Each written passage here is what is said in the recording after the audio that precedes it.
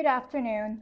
Welcome to today's program where we'll be discussing the conference keynotes, Strengthening Organizations Through Diversity and Collaboration. My name is Michelle Khan and I'll be the moderator for today's program. We've got an exciting program for you all today and I hope you're all excited to be involved and get active in this dialogue today. Before we get started, we'll go over with a brief overview of some of the critical questions and issues we'll be answering today. First off, we'll be discussing some of the key takeaways from the 2017 Diversity and Inclusion Conference. We have two very distinguished guests with us today who were both involved with this conference, so we'll be learning a little bit more about what had happened at this conference and what kind of takeaways we can learn about. Next, we'll also be exploring identity and inclusion. We'll be discussing the role of personal identity in diversity and inclusion work. Lastly, we'll also transition our conversation to discuss how diversity and inclusion practitioners can contribute to engaging and productive workplace dialogues about difficult topics. So before we get started, we have some general guidelines on how you can participate in today's webcast. First, we love questions here. We ask that you type questions into the chat box in the bottom left of your corner screen.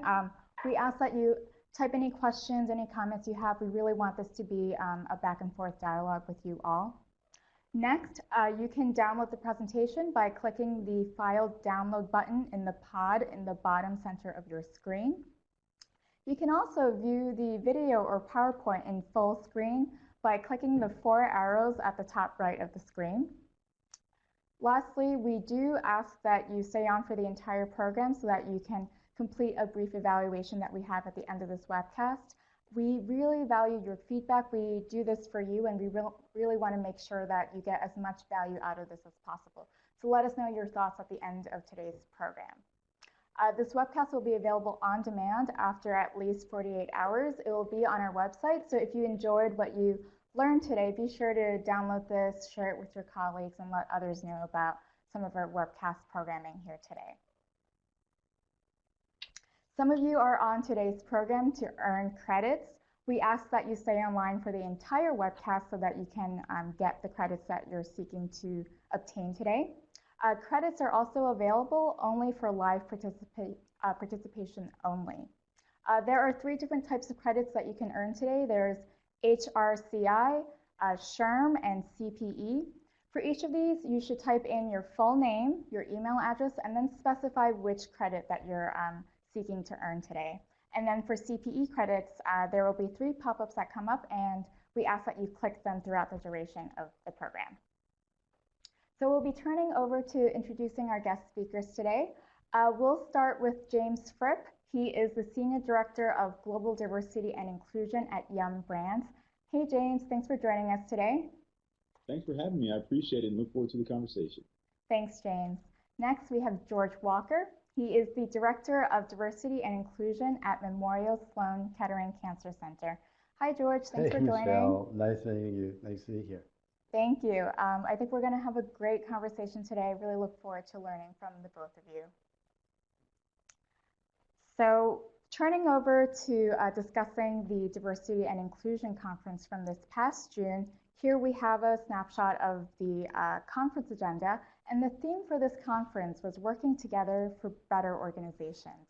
So we'll turn it over to James to share a little bit more about some of the themes and some of the findings from the conference, how the conference was organized, and what was the process behind it. Yes, thank you. I had the honor to be the chair of the conference, and so one of the values of being the chair of the conference, and I guess one of the challenges, is that you indeed have to be on every minute that you're there in the conference, which really helped me with staying focused and taking great notes. So as a result of that, some of my key takeaways from the conference were from a number of different people, and if you'll forgive me here, I want to make sure I get all the details right and share. But some of the things that I heard were, this comment is from Denise Decoux. She heads up Director of Diversity at, I think, WashU. And she talked about this notion of the fact that we are sized up in the first 7 seconds So when we engage people in that first 7 seconds, we've made assumptions, we've filtered with our biases, we've thought about these individuals in our own personal context in the first 7 seconds. So when you think about how people are impacted by virtue of their biases and how we filter um, the view of others and how quickly that occurs, and as a result of that, how that then filters everything going forward with them in the first 7 seconds, we really have to think about that. Now, when I heard that, the first thing I thought was, in that first 7 seconds, I better be doing something that's going to help people understand who I am in a very, very succinct way and in a very, very positive way because I've only got that one opportunity. So that was one of the key takeaways. She also talked about this notion of when we think about covering and how do our people think about covering? Why do they cover? One of the things Denise talked about, she said, the more closely one mirrors the majority, the more successful one can be.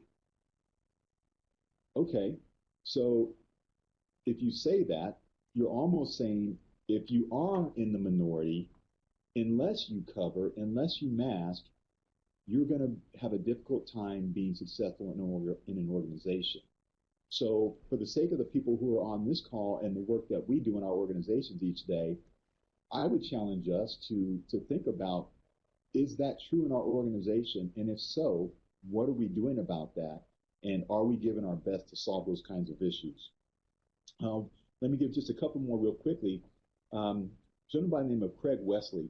And Craig was the manager of D&I at Unilever.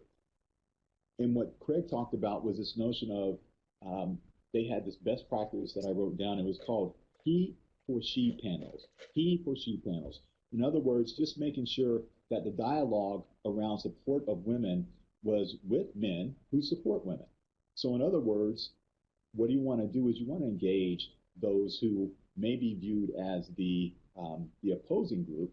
If we engage those folks in the conversation in a positive way, and in this case, he for she, meaning the gentlemen were being recognized for supporting the women, they felt like they made a lot more progress and had much more courageous conversations as a result of that. Michelle Fullerton, she's a senior vice president of global HR at Bank of America. And her challenge to us at the conference was stop trying to fix them and fix the majority. Meaning, let's do everything we can to make sure that the conversation is not one-sided about what programs do we put in place for our minorities, what programs do we in place for our underrepresented minorities, and what can we do to solve the issues that they are having. When quite honestly, some of the issue may be actually us in the majority or those in leadership who are not seeing this the right way. So it was a great challenge from Michelle. And then David Rock, the CEO of the Neurological Society. And let me make sure I get that right. The Neuro Leadership Institute. David said, we can't reduce bias much in people because it's one of our most innate mechanisms that we have. However, we can increase the awareness. And the other thing that you can do to solve this, David said, which is, so if you can't cure or solve for bias in the individual per se, you can, by including diverse teams and building awareness, make progress by changing the team. And so I thought that was very, very insightful. And then finally, my partner in crime here on the call, George Walker, Director of Diversity at Memorial Sloan Kettering, said, race is defined by our communities. And so let me throw it to George and say, George, what did you mean by that? Well, thank you so much, James. What a wonderful way to jump in. I appreciate being a part of this conversation. When I was thinking about race as defined by the community, part of what was coming up for me is how you define race has everything to do with who's around you, how they see you, how they look at you. And so to give you a more nuanced example of that, I would define myself as African American.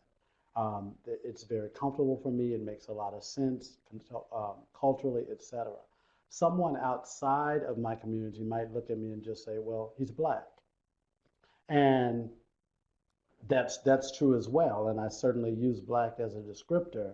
But when we're talking about race, because it is a construct, the construct of race and how also racism works is defined by other people. It has other lenses. Those who are affected or being defined by the particular word have some role to play, but it's never just you who gets to say it. I think when I brought that concept up, I think I was also talking about something that had just happened in the media, and it was around Tiger Woods. And Tiger Woods had one definition for himself in terms of how he looked at his multiracial identity. But there were a lot of people on the outside who had a different definition for Tiger, and some of them were pretty defamatory, derogatory, N words, all the way to the words he used. I think it was like Coblinasian was his expression. His definition was real for him. There were other people who had a reaction to that. And so that's what I meant in terms of how we define or how we look at that. Yes, we have our own understandings of what race is. We are also in relationship with other people. And so those folks also have some impact on how we say who we are. Right. It's sort of like having to deal with your own perception of self and then other people's perception and trying to manage the two that are in conjunction with one another. Yeah, absolutely. And I think it's right, Michelle, you use the word conjunction, because I don't think you get to separate them. Right, yeah. Which is part of why, this is such a complex conversation, that aspect of talking about diversity, but any aspect of looking at self-definition or, how you want to self-actualize, or even going back to the comment that James made earlier. And thank you for that great summation, James. It clicked a couple of things for me just in starting the conversation about what we do to cover. I was reminded the other evening of a conversation I heard with Brene Brown, who is a great thinker. Lots of people are reading her work. She talks a lot. She's in Houston. I'm looking at James and giving my hand signal because she's a Texan, and I know those big Texans. They have their bigness in Texas. That's pretty unique. But anyway, Brene was talking with Delray McKesson, who was one of the early leaders in the Black Lives Matter movement. And they were in a conversation, and one of the things that she said that I was really struck by was this notion that privilege is about personal comfort, and how much of privilege is defined by our own personal comfort. Covering works much easier if you already have a lot of personal comfort, say around your job, your position, your role, what is perceived to be your access to power, your closeness or nearness. And so that's just might be fodder for a later conversation, but it was something that was struck with me. So thanks again, James, for bringing in that summation and reminding us of those things as well. Yeah, no, that's really excellent commentary, George. And James, thanks for giving some of the takeaways from the conference. We did get a question from the audience here relating to what you had said earlier. It's from Heather Harrison. She asks, what are things we can do to change the majority? So this question is open to both of you. Any thoughts or comments about answering this question? James, I'll let you go first. Great. First of all, Heather, thank you for the question. Really appreciate that. It's one of those things where I think folks would say, if it was easy, it had already been done.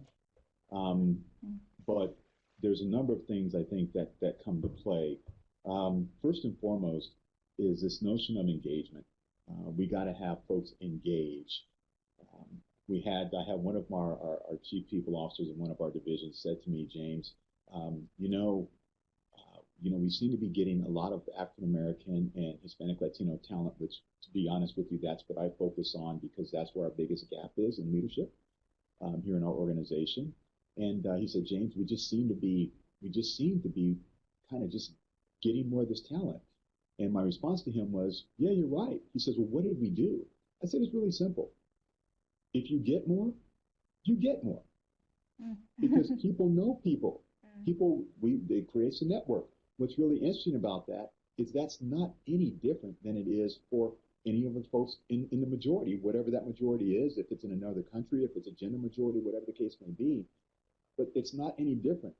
But notice that there was a gap in thinking between what his own personal experience is and what it was for people who are members of the underrepresented minority, which is, James, it's a surprise that we're getting more. Where's it coming from?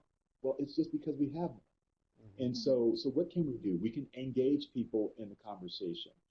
We had a great conversation around it because he was like, but I guess I never thought about it that way. And this notion of Mm. that's unconscious. It was an unconscious fact that was that really was just messing with him in the context of, wow, this doesn't seem to be rocket science, but when it involved the underrepresented minority, it seemed like it was more difficult than it was. So I say that to say, engage in the conversation, build awareness, continue to build awareness around what are the differences, but also what are the similarities more so than anything. And then the thing that I try to drive home all the time, accountability. How are we holding people accountable for being involved and engaged in the context of diversity and inclusion, in the context of how do we make things better for all people, not just some people? And oh, by the way, tying it to the business. And then finally, my personal saying and my personal belief is that all the things that I said to you already around this topic, this question, I would end with the most important thing is this is about the art, not the science. This is about authenticity in relationships that lead to trust. If we can get the art side of things nailed, the rest of this typically starts to come a little bit easier. So that's what I would say to your question, Heather. And Heather, I would add to that, and I guess I'd give a friendly amendment to where James was going, because I really, I like what you were saying, James. The art also includes really listening. And when you're talking about changing the majority, or how do we change the majority, I think one of the things that all of us have an obligation to do is to recognize when we are in the majority. I think it's easy to kind of sort of default to the position of, I don't have as much, or I might be limited in this way. When we begin to think a little bit more about when we are in power, what do we do? When we are in a situation where we can create change, how do we operate? And we ask ourselves those really tough questions, and of course, engage others in those questions. I think that's where the majority changes. I mean, when we remember the biggest social rights or social justice movements, they never happened because the minority said, let's make a change.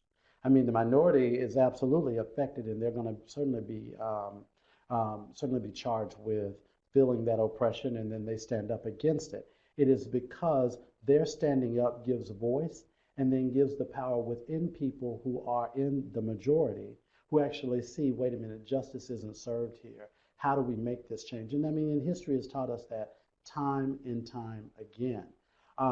When we're living in that history, or when we're living in that presence, it's not always easy to say, well, they will change if they, if we listen, or how do I listen more? I've listened enough. I'm tired of listening. I want to see something happen. Those are real emotions. And I mean, I'd be the first to say, I'm not so mealy mouthed or kowtowed that I could, I just want to sit and, just wait on everything. It's kind of why I do the work I do, because I do believe you can affect change. Um, but I think one of the ways that we definitely affect change is by listening, and particularly listening to our own internal compass when it comes to what have we done when we were in the majority. I'll expand that a little bit, because one of the things I've been thinking a lot about is particularly a new thing I heard. What is the difference between being an ally and being an accomplice? Mm. Mm, And so mm, this, going back to this conversation I referenced earlier, I mean, and that was just really new thinking, because an accomplice will actually go to jail with you. The mhm, ally is actually going to bail you out of jail. Now, you need both. And maybe going to jail is probably not the best example, but I was talking about social justice, and all of us are in the fight for that. But if we step back from that, I think to really think about what does it mean to really go to bat with someone for whom we see in the minority, how do we really stand with them? Not just in terms of the policies that are necessary and the things that are necessary, but really listen to their space and what's being said. What do we do in terms of learning from that? And then how do we put that out in such a way that really creates the change we're talking about creating? Thank you, George. So we also had another follow-up question here from another audience member. This is from Lori Prince. So this is probably in addition to the follow-on question about changing the majority. So the question is, doesn't the interpretation and response vary by geographic region, i.e. metro versus rural? So I'm guessing that this question relates to different types of majorities, which both of you had hinted at. Sure, absolutely it does.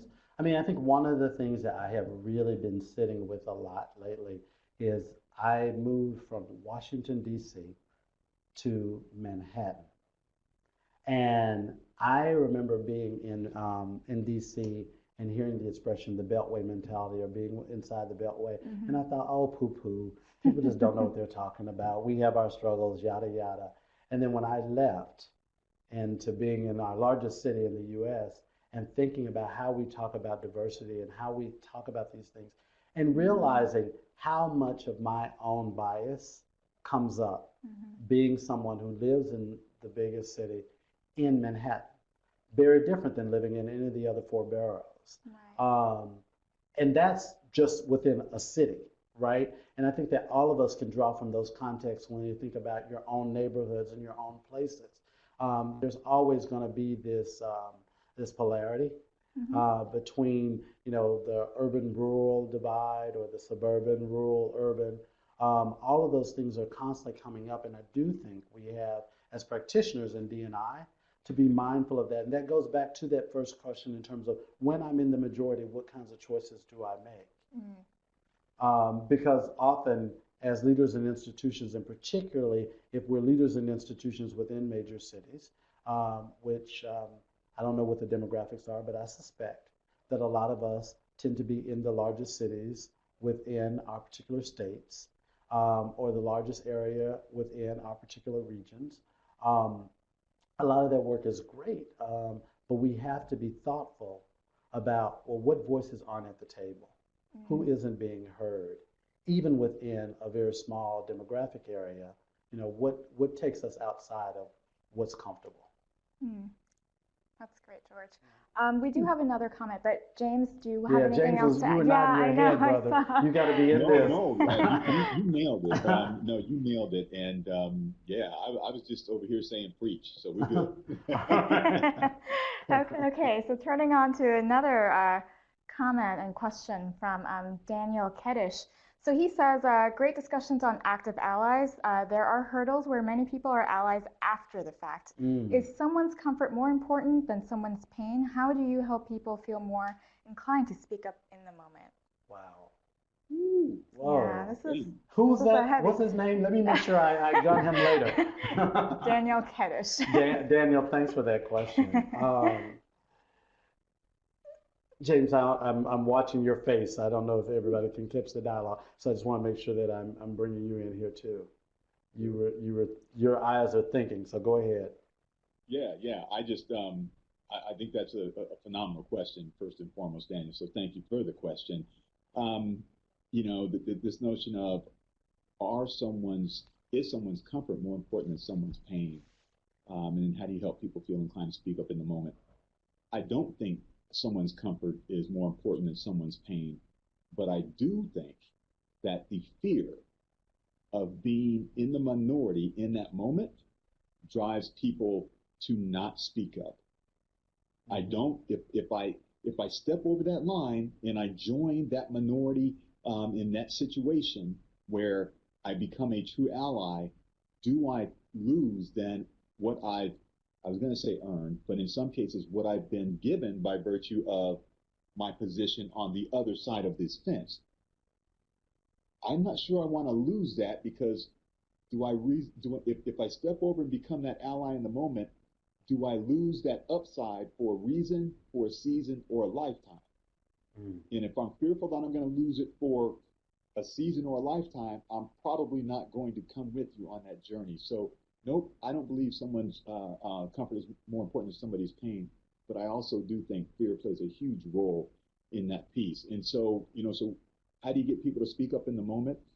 If we're talking about it from a organizational perspective, and I'll speak to our organization, people will speak up dependent upon the culture of our organization. If our culture says you can speak up and have, we call it difficult conversations. Um, if your organization's culture says it is okay to have these difficult conversations in the moment, speak up now, and people have done that, and nothing has happened to them in a negative way, then I think more people will step up. In our organization, our CEO talks about it in the context of smart, heart, and courage. And he encourages us he says, we have a smart organization. We've got plenty of smart people, and we feel good about, from a heart perspective, who we are about giving back. But he said, where we have a gap is in that courage piece. And the courage, Daniel, is to step out of the comfort zone and get into some of these difficult conversations. And if you have a culture in your organization that supports that, I think you get more folks to come in as allies. And so let me stop there and say to you, George, please. Yeah, no, I was just listening to that. I think we were lightly using the word preach, but I mean, hats off. I think that's absolutely right.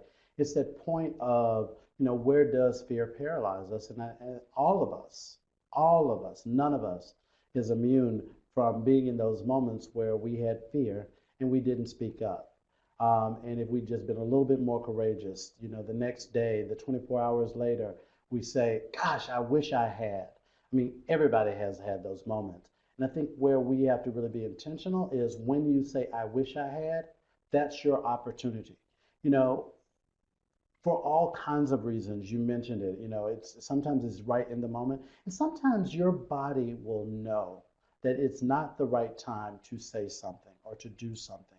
I mean, I think all of us have sort of these gut checks. And one of the things I've learned as I've matured, and not just gotten old, but as I've matured, is that really listening powerfully to the intonations of your inner voice, what your body is saying to you. There are reasons sometimes when we don't speak up, when we think, gosh, I really should have, when just a little bit more time would also allow you to be more thoughtful.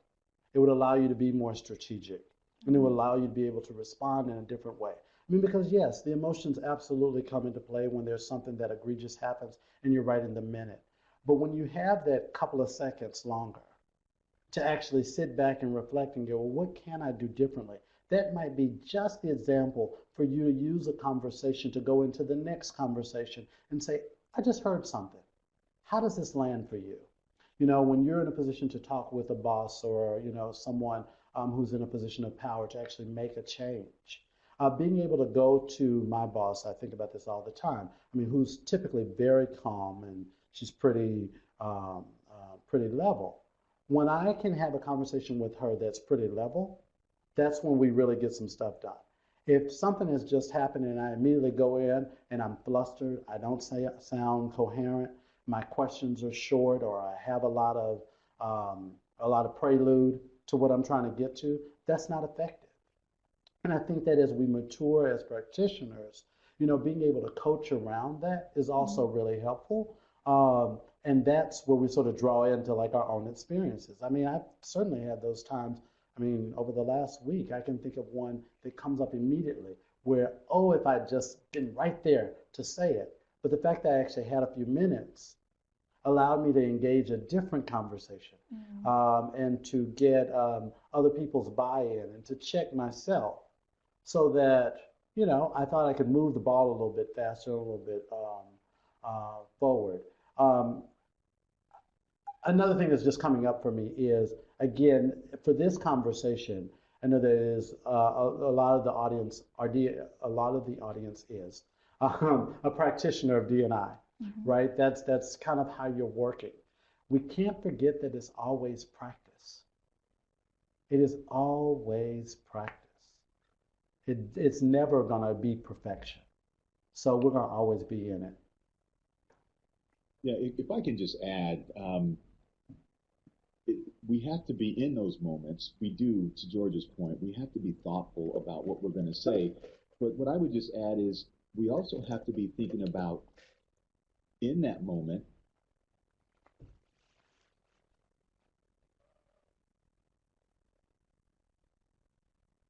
seconds, that lens that they're looking at us with, or the lens that they're seeing us through, if we act or react in a way that is consistent with whatever that lens that they're looking at us through, that will be something that we can't change going forward, and we've negatively impacted our credibility. And so there are times when it does, you're like, man, I need to go right now. But to George's point, sometimes it's better if you stop for a second, because sometimes you could be more effective in acting or reacting in a way that was unexpected more so than was expected. Mm-hmm. Mm-hmm. Yeah, some really great comments and insights here. We also have a very active audience. They've been typing away some comments. I'll share a select few. Erica Fletcher, she mentioned the fear that you have in the moment can also help you move along your journey in development as well. Mm-hmm. So like that's what you said about reflection. Mm-hmm. And also another comment from Laura Martin. So in addition to being comfortable being uncomfortable, she mentions being comfortable stumbling at the time, you know, and assuming good intent, which Mm-hmm. helps. Mm-hmm. We have another comment here. Malavika Kular says that mindfulness, in her experience, has helped a lot with awareness of the unconscious bias. Mm-hmm. Wonder what would be an appropriate way to call out unconscious bias in the moment amidst those in position of power and influence to truly impact behavior change without fear or retaliation. Well, I don't know that you would start by calling it out as unconscious bias. I just don't know that most people respond kindly in the moment to being reminded of where they've fallen short, particularly if we're assuming good intent. You know, obviously it's contextual. But you didn't tell me her first name was Malavika? Malavika. Thank Yeah. you. I Mm-hmm. just wanted to make sure I was acknowledging that, Malavika. Mm-hmm. I do think that there is a place in which you can begin to use in coaching. One of the things that we learn is how you frame a question in terms of what impossibilities, and allow the person to begin to reflect on sort of what they've said or what has come up. You know, so what did you mean by that? Not why did you say it, or you know, how did you say so and so and so and so, but what? You know, because then if I get a chance to think about what's come out of my mouth or where the bias may have come, I may reframe it differently. I do think that one of the um, one of the realities of unconscious bias is obviously it's unconscious, but it's also, even with education, that doesn't always change someone's perspective. I can see something all day long, but if you're not there, me telling you what I see may or may not be helpful, particularly if your orientation isn't to sort of say, well, you know, I don't see the classic one, I don't see color. Well, most people of color know that that's not usually said to be offensive. The offense is in that, well, no, there's a lot more to it than that, right? So I want to educate you on why you need to see my color. When the fact is, well, if your disposition is that I don't see it, and then me telling you why you don't, that's just creating an impasse. Mm-hmm. Yeah. It doesn't allow for a real conversation. Mm-hmm. But if I can ask you, well, what does that mean to you? Then you may get a lot more nuance and a more opportunity to flesh it out, so that the awareness then comes in the person. People are amazingly wise, whole, and resilient, and have a whole lot of answers if we allow them the space to sort of get to and to shift to what's going to be insightful for them or what's going to be the breakthrough for them. That's really the power of questioning. Right. Yeah. Mm-hmm. Right. Susan, if I can just add to George's comment, because he's spot on. What I would say is in that last bit that he talked about in terms of asking that question the right way, what by virtue of asking that question that way, what he's done is started the art process. Hmm. So now in this authentic engagement, then we start to actually build a relationship because we're having this conversation. And if I can have a conversation with you, an open, honest conversation with you around how I feel about or why I said what I said there, then I start to trust you. Mm-hmm. And it makes it easier for me to have other conversations with you. Maybe why I see you're not ready for the next role, but here's what I can do to help you. Mm-hmm. Why I might see that, hey, look, if you change this, this might help propel you to the next level. Because now we started this relationship. But it started from this comment that had George reacted wrong in that comment, it would have created the impasse that he talked about, and that the art would have never started to occur. And so the how, the what is important, but the how is critical. And George just nailed it. Thank you. Mm. I feel like we've come full circle because we wanted to segue the next topic of conversation into difficult conversations. That was something we had planned when we discussed what would be on the program today. And I'm really glad that we have an active and engaged audience. They've been asking really great questions and great commentary. And James, so you referenced that in your organization you have something that's called or titled Difficult Conversations. And so on our next slide here, we have a set of questions here that we can think about, things that we can discuss today. In today's time, especially with the current events that are happening, we do have to sort of bring to mind the Me Too movement and what does it mean for D&I practitioners? What does it mean for organizations?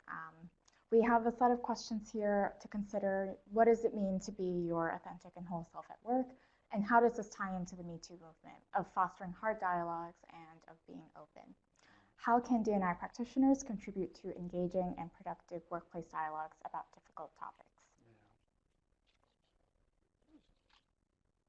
So I want to be mindful of space because I know that my colleague is on.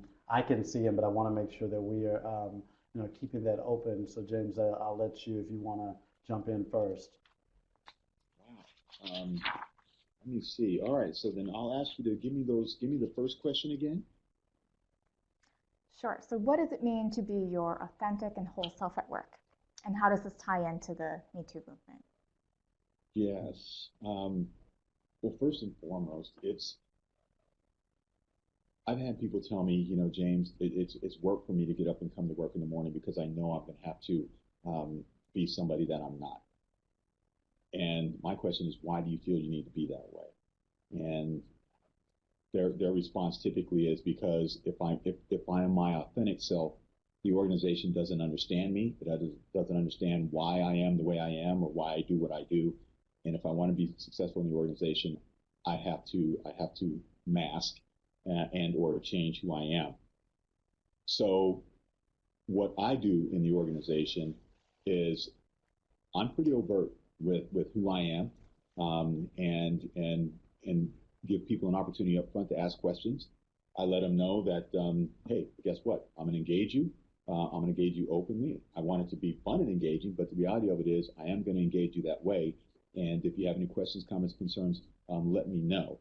And but I also end with, and if you ever have questions why I'm doing what I'm doing, ask me about that. And or who I am and why I do what I do, ask me about that. And what I found is by doing so, it's allowed me a lot more leniency, a lot more flexibility. I can come in strong on things and then look at people and smile and say, now don't forget, I told you I was going to do that, right? I told you I was going to be this way. And they're like, yeah, you're right, you did. And so sometimes being upfront with people and letting them know that. Now, some have asked me in my organization, said, James, but wait a minute, why do I need to do that if everybody else doesn't need to do that? Why should I have to do that? And the reality of it is, while I would like it to be a situation where it just is and everybody's accepted for who they are, that's simply not reality. So I'm not saying it's fair. I'm saying it's real. And my question to them is, so do you want to be right or do you want to be successful? And if you want to be successful, we may have to do things a little bit differently in order to get to a point where we can then influence and impact the whole.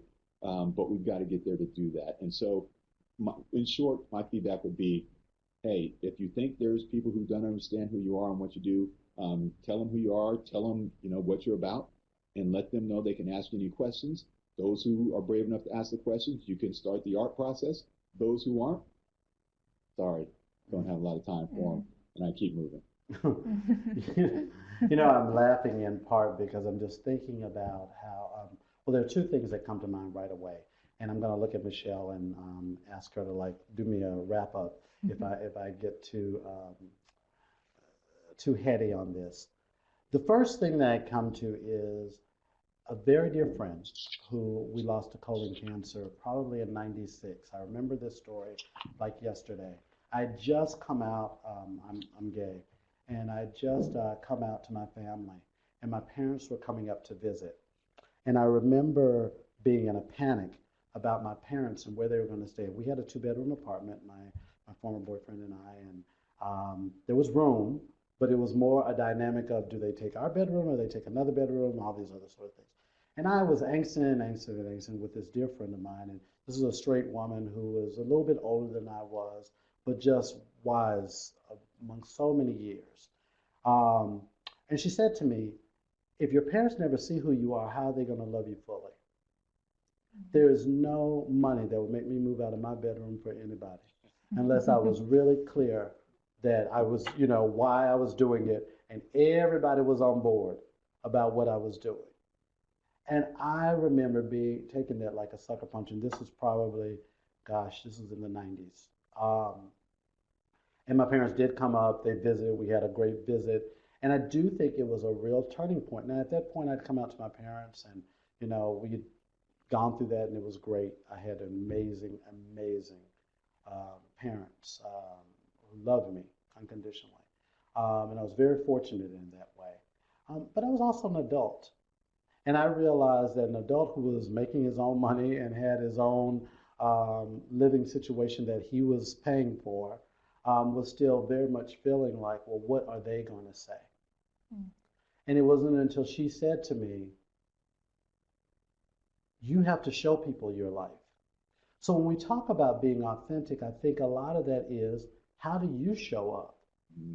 Now, that's not to suggest, and I'm right with James on this. I mean, I've had conversations with colleagues, in particular colleagues who are just, at the beginning of their careers and thinking about, well, if I do this or if I do that. And my response is, you have to show up and be completely you. And that may very well mean you'll make different choices about where you work and who you work for. Everybody isn't ready for you. And that's, you know what? That's okay. All of us flourish in environments that really are conducive to our ability to flourish, our ability to show up, our ability to be authentic, and however that is. As a cisgender man, one of the things I think about often is, the first thing you see about me may not necessarily be my race or may not necessarily be my sexual orientation or any of the other sorts of background things, but you may see me as a man. And if you are a woman who has had particular interactions with a man, whether that was a gay man or a straight man, you may have a particular lens. I'm not going to change being who I am. I can't do that. But what I can do is allow the space. That means you may see me from a different experience. And until you get to trust me, you don't get to know, what kind of reaction or what kind of relationship we're having. You mentioned this, James, and I think it is so critical. In D&I work, so much about how we advance is about how we trust one another. And if I haven't given you a space to trust me on something small, then I'm probably not going to trust you on something big. So I may not be as comfortable talking to you about my husband if I learn that I can't talk to you about a program without thinking you have taken my idea and run it to somebody else as if it were your own idea. Now that's the kinds of things that I think are part of the nuances that come into how we have at MSK, Memorial Sloan Kettering. We have something that one of our employee resource groups does. Called Contemporary Conversations, where we have the same things. And I was just having a reflection today with one of the former executive sponsors about a conversation we had about class and how important it was to talk about class. And she says one of her laments was, what we didn't talk about was that everybody on the panel, and these were all people of color, who are on the panel having this conversation, with the exception of the moderator, who herself is not as a person of color. Or she's a white woman, let me say it that way. I don't want to be convoluted in my language. But she said that, and she said, but I didn't recognize that all of them had parents who'd been educated in different countries, but they'd all been educated. There's a very different conversation. But if we don't talk nuance and we don't have some of these conversations and get to trust each other on a little bit of the experience, then of course I don't want to tell you about my deepest concerns about gender identity or, you know, even political conversations and sort of why I might have, you know, thought a particular way about a particular candidate or not. And yes, I just put that in the room because I think that most of our organizations at some level are dealing with a new reality about how we talk about diversity and inclusion. And, you know, a lot of intersection comes up there. And if we're not being authentic in those conversations, you get piecemeal answers that don't really solve problems. Yeah. I'll just interrupt here. I know James is also, you might have something else to add here, but we also have a comment here from Lisa Johnson. She references the current political climate. Given how polarized the U.S. is today, it's not surprising that many employees are not openly sharing their political beliefs. Do you disagree? So that's just another question for us to discuss. Yeah. James, I can see your gesticulations. I don't think the audience can yet. No. So I just want to, I'm going to put you on the spot if you want to take it, but I can jump into however you want to go with that. If you would give that to me again, because please give it to me again. Yeah. So Lisa's question is, given how polarized the U.S. is today, it is not surprising that many employees are not openly sharing their political beliefs. And political is in quotation marks. Right. Yes. Do you disagree or agree? It's really interesting. I think folks are struggling with, they don't want to share they're not overtly, let me say it that way, they're not overtly sharing their political beliefs. But what I see happening is people are giving each other the eye. And what I mean by that is I have a TV in my office here on the wall that I keep on, and I'm cognizant of what stations that I have that on. Typically, I keep it on BBC. But in our break areas, we also have a number of televisions throughout the building. And I sit on the global side of our business in the break area. In the morning when I get here at 6:30 in the morning, the TV is on CNN. When I go back to refill my water at 7:15, it's on Fox. And when I walk around the corner, there's different people in there from time to time. And when you stand in front of the TV and you'll see other people stand in front of the TV, you walk up and you'll look at people and they'll give you the eye being, you know, like as if I agree with that or what the heck is this doing on? So I think what's happening is people are fearful about overtly saying where they're at, but passively they're saying quite a bit with their body language. And what I'm getting more often than not is people coming to my office saying, James, I can't say this out there, but I know this person who sits next to me is a Trump supporter. I know they voted for Trump. I'm having a hard time because I used to like them. I don't like them now. And I don't think they like me because they know I'm not a Trump fan. What do I do about that? And so it's not necessarily overt, but the covert or the passive side of things, I think, is heated up quite a bit because people aren't sure exactly what to do with it, and in many cases, who to talk to about it. Yeah, I absolutely agree. I think one of the things that was definitely an eye-opener in talking about politics in the workplace and how it affects particularly D&I was some of the questions I got that were more offline or direct inbox of how do I deal with this? This is my struggle. This is where I feel politically. Curiously, I didn't get as many political questions that sort of were different than my own political persuasion. I was an Obama appointee, so let me just do that as a disclosure. So people might make assumptions about my politics based on that. What it doesn't open to is bigger conversations about why or what might influence my beliefs. And those are the kinds of conversations where I think you can get some richness. Um, I also don't know, honestly, that depending on what your work is, that those are necessary to doing a job, Mhm. right? So let's just get real brass tacky about it. Mhm. Like at the end of the day, I need you to cure my cancer. I probably don't care what your politics are. I mean, maybe I do. But at the end of the day, if I think of the mission of our hospital and our organization, we want to provide the best care for people at a critical time in their life with an illness that possibly could be life ending. People, when they show up in their most vulnerable, and the team that has to support them, so it's not obviously just our doctors and our nurses and our orderlies and other folks who are working in direct patient care, but the whole institution. Our whole goal has to be centered on how people are being cured and how people are being affected. Now, it'd be naive of me to say, well, part of that affectation or how you show up doesn't have to do with how you feel. And I think that's part of what the nuance is. That's part of what the hard work is. I think the question of the commenter was, is it was an is it true, right? Isn't that the end question? The end is a do you disagree? Do you disagree? Yeah. And the answer to that is no, I don't disagree. I do think that people in a polarized place, I mean, I live in New York City, and one of the biggest sort of awakenings for me is just keeping in mind consciously that for as multiracial and multi everything as New York is, that doesn't mean that people don't have opinions that are starkly opposite other people. And to do our job well means we have to pay attention to that. Mm-hmm. Yeah. So yeah, it's definitely true. Mm-hmm. Mm-hmm. James? Michelle, I just, yeah, I totally agree and made my comments there. Um, but I got to tell you, I am really having a difficult time because the group is so engaging.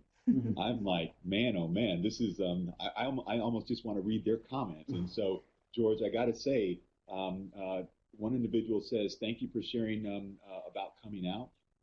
They said they came out, 1.5 years ago. Mm. And they finished the comment with, um, I didn't realize how high the cost of the closet was until I was no longer in it.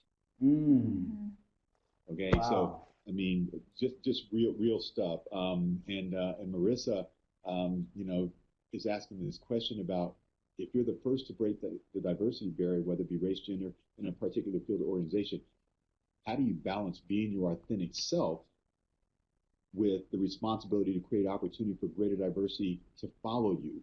Does that responsibility exist? And Marissa, I would say absolutely the responsibility exists. As I said before, I'm not saying it's fair, but I'm saying if we're in this seat, we signed up for it. It's not about us anymore. It's about the bigger, the greater good and the larger whole. And for me and my organization, um, I have to be the consummate chameleon to make sure that I'm able to influence and impact all those I need to influence and impact if I'm going to pave the road for others to come behind me.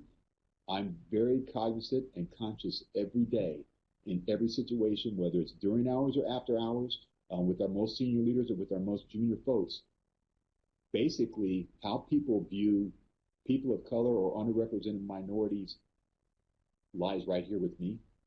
And if I don't handle myself in a way that opens the door for them, I should get out of the job. So the Mm. responsibility does exist. Sometimes, yes, you'll feel like, man, I had to give myself up on that one. But the reality of it is, sometimes you got to give yourself up for that one.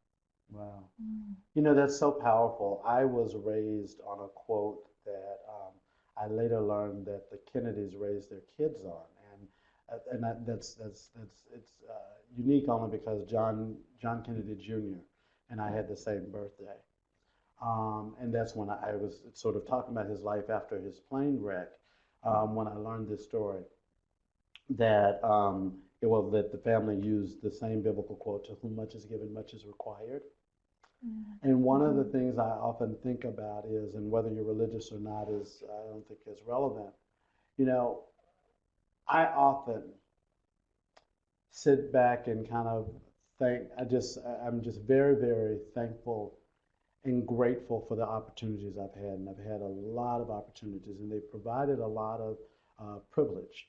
Um, and while, all of us can say something about like how much money we have or don't have, Mhm. um, sort of less about that, but just the conditions that have allowed me to have a level of personal comfort. And I absolutely believe that that comfort comes in part because I'm constantly thoughtful about what it means to be grateful that somebody else walked in front of me to make it possible. None of us gets anything. So when I'm thinking, wow, my life is great, I've got X, Y, and Z that's happened to me, it's not that then I'm thinking, woe is me. I'm thinking, wow, I'm in a good position. This is a good thing for me. Um, but that's not guaranteed. That's not tomorrow. That's not, even 2 hours from now. That's what I know right now. And what I know right now is that if I don't make a way for somebody else, and I'm not thoughtful about other people who are with me, coming with me, and it's not that I can save everybody or do everything for everybody, but I do know that for reasons that are well beyond me, that comfort that comes with it means that I have to stretch myself further. I have to push myself more. And the second I start getting too comfortable, it probably means I'm not doing enough. Um, we have to absolutely have joy, but if part of the joy is if we don't know some of the risk, if we don't know some of the things that come with standing on the other side, I am still really pausing with the comment about the comment I didn't read, by the way, but thank you, James, for sharing that comment of the colleague who said, I just came out a year ago and I didn't even realize how big a closet was around me. Um, I, I, I forget. Mm-hmm. I mean, I Yeah. have a husband. We've been married for a long time. He gets on my nerves like anybody else's husband does. And I forget sometimes. And I've had those situations where someone has come up to me and said, because you are fully who you are, I feel a little bit comfortable telling my story. You don't know who you're impacting when you Mm-hmm. show up. Mm-hmm. There's a Yeah. reason why all of us, have the positions we have, and some of it is out of merit, but I suspect a whole lot of it isn't. We happen to be in the right place. We work hard, and we expect that when we work hard and we do due diligence in our work, we'll be rewarded for that. But if it were just hard work, I mean, I think about people who work on our subway lines and who have to get up at some outrageous hour in the morning and have to go through the thankless amount of, the trains are never on time. All these other Yeah. things don't happen. And these are first world New York City problems. But the complaint and the constant ire. And you want to talk about hard work and how many accidents happen to people who are laying lines and trying to make sure that the trains just run on time. Mm-hmm. And having gratitude for that space too, and Mm-hmm. what that means to make someone else's life better, Mm-hmm. and to have joy in that work means I have to be in solidarity with those workers. And Mm-hmm. so yeah, that's why I show up. Mm. And sometimes I've been the first in line for things, and there have been other times when, I was definitely there because somebody else worked for me. Mm. Well, George, James, thank you so much for your time today. I know we're getting close to the end of our program here, but I want to thank you both for joining us today.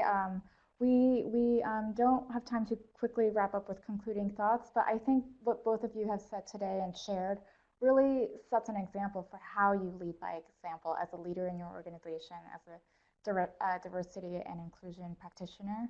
And I hope that others on today's program really got a lot out of this today. I know I did. And thank you all so much for tuning in, sending in your comments and your questions. Thank you. Hope you all have a good rest of your day. And please tune in for our next program next month. We'll be discussing recruiting human capital for the competitive edge. And we have some additional resources from the conference board for you. So please stay on to complete the evaluation. And we thank you so much for your time today. Take care. Thank you.